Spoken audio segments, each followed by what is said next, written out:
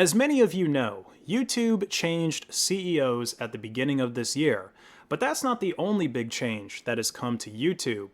There's been a lot of changes to how YouTube generates its revenue.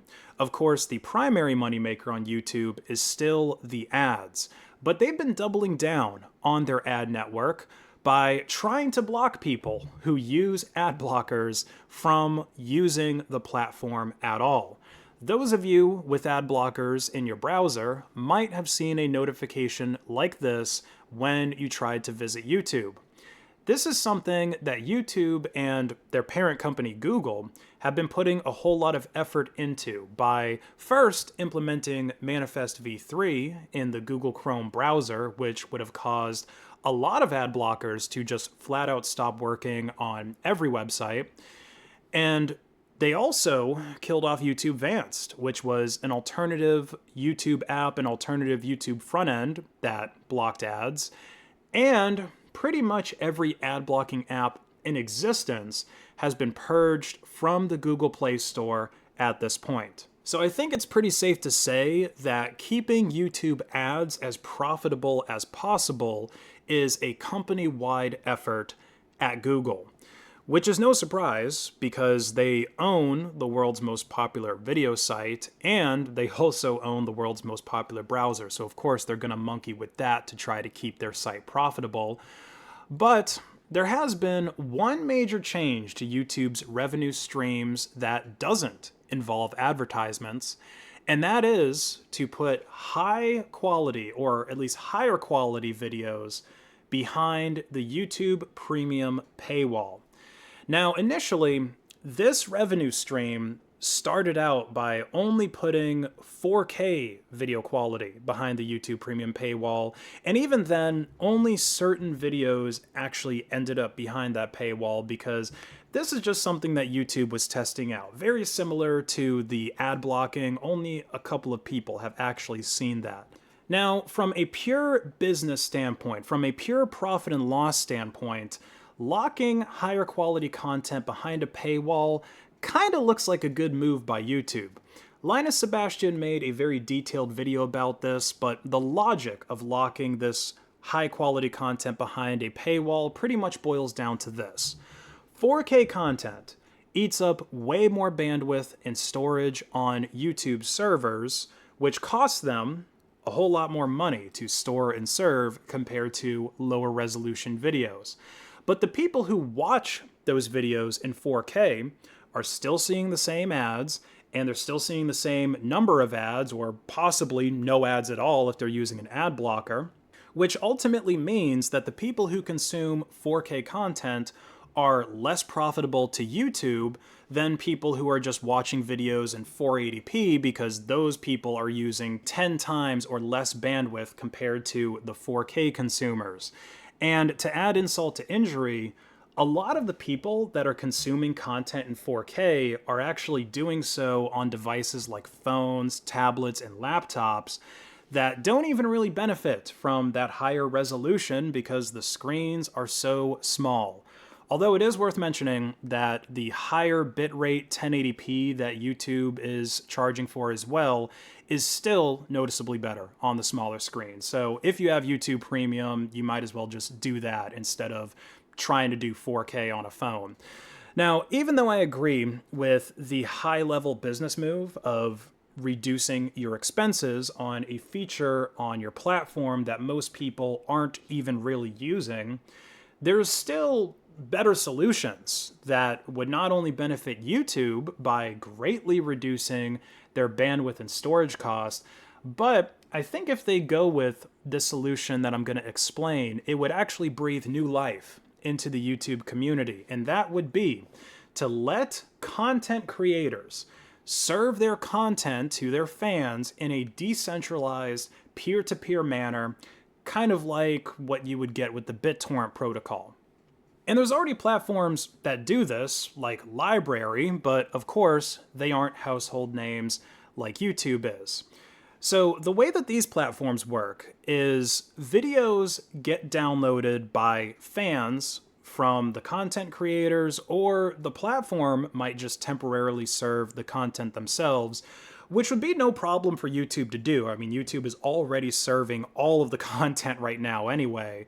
And once a few hundred or maybe once several thousand people, if we're talking about a more popular creator, have downloaded that creator's video, then those fans who downloaded early, you know, like the notification gang, they are then going to start acting like mini data centers that are serving up the content. You know, they're using their bandwidth to serve up the content to more fans who could then download the content themselves as well, and then also serve the content to more fans, so on and so forth.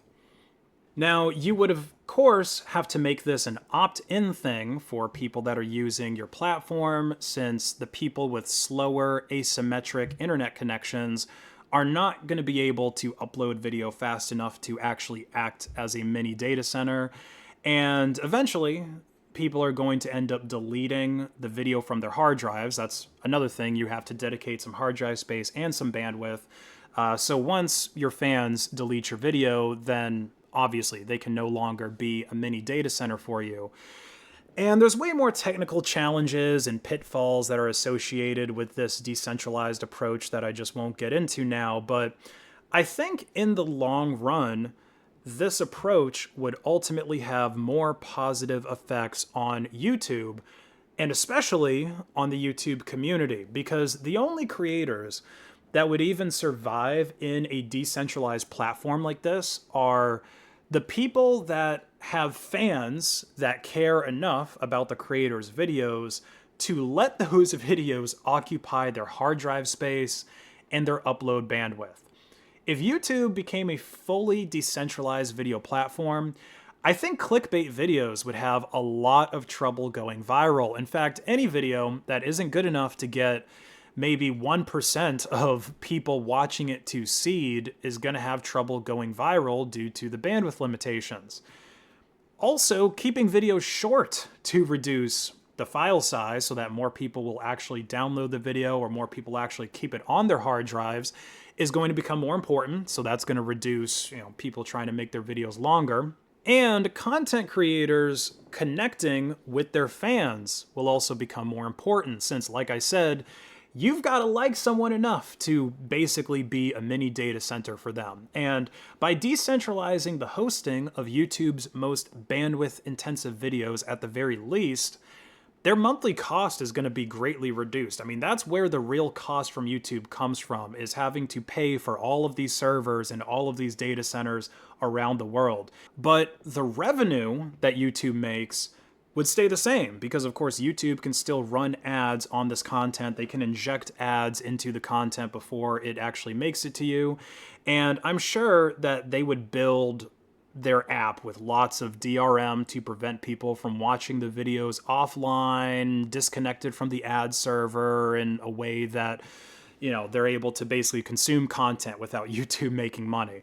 But I have a feeling that this is just one of those ideas that's too good for YouTube to actually implement, because even though there's several other video sites that are pretty much doing what I just described, their market share on video streaming just isn't large enough for YouTube to be concerned about their presence. So I guess we're just going to have to wait and see what the long-term effects of this will be. Pretty much every single change that's happened to the YouTube platform over the last 5 years or so has had a mostly negative reaction from the community. And this, along with the censorship especially, has pushed some creators and their audiences to other platforms. And in some cases, content creators just end up creating their own platforms and doing just fine. Abundance Plus, Band TV, and Compound Media are just 3 of the platforms that I can name from the top of my head that rose from the ashes of censorship. And I'm actually subscribed to Abundance Plus. I pay, I think it's $14.99 a month for that. And I think it's worth it since I'm starting a farm. Abundance Plus, for those of you that don't know, basically has farming videos and parts of farming videos that get censored by YouTube. Like there was one I just watched the other day from Justin Rhodes where he had to cull one of his baby pigs because it had its intestines going into its testicles, like a deformation thing. But anyway, the video on YouTube is like 17 minutes, and the video on Abundance Plus is like 22, maybe 23, because there's just all these different parts of the killing process and the eviscerating process and cooking process even that is, I guess, goes against YouTube's guidelines. So yeah, now that I'm paying for Abundance Plus, I just watch Justin Rhodes and Sow the Land and a lot of other farmers on that platform instead of on YouTube, because it's a better viewing experience on Abundance Plus, even though you have to pay to use that platform. So YouTube has already pretty much lost me as a viewer because, well, that's the kind of content that I mostly watch on YouTube. So I really think that YouTube is shooting themselves in the foot with all these business decisions they're making. Maybe they can get away with it for a while, but I really think it's just a matter of time until YouTube ends up being dethroned as the most popular video site, and they're only going to have themselves to blame for that. But what are your thoughts? Do you guys think that YouTube or some other company is going to come along and start decentralizing content and their bandwidth costs? Or do you think that media is going to continue to be centralized and the cost of serving up said media is going to continue to go up as video resolutions go up and, everyone and their mother ends up having a 4K camera? Let me know in the comments below. Like and share this video to hack the algorithm, and have a great day.